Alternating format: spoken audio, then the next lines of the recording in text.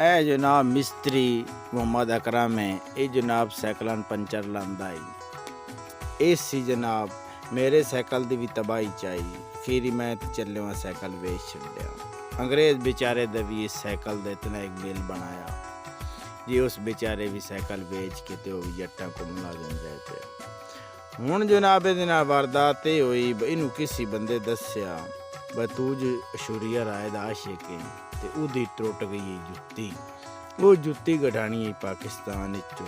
इंज कर बे साइकिल वाला काम छाडो ते जुत्तियां कढने वाली दुकान बना ले। इस जनाब 3 लाख दे विच जनाब ठिया ले लिया आप।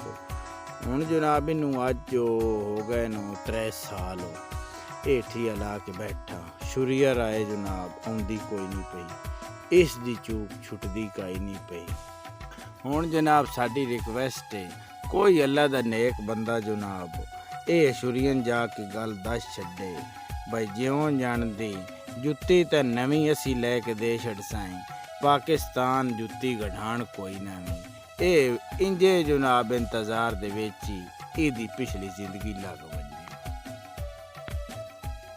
इस टाइम जनाब पाकिस्तान दे विच सूरत हाल वे इन्हां सियासियां दी वजह तो जेड़ा जनाब कर्जा चाहते रहन IMF को, उस इतनी एक सख्त शर्तां रख छड़ियां नो कि हर चीज़ लेने का हर आदमी बेचारा परेशान हो गया। कोई चीज़ नहीं लगती पई, खान पीन कानो इंसान तो डर रह गए जनाब, जानवर भी नच रहे हैं। ए वेदे पे जनाब जिस भी जनाब इत्थुन पेट पालना उस नच के जनाब पेट पालना, वरना उस भुखे मरना जनाब।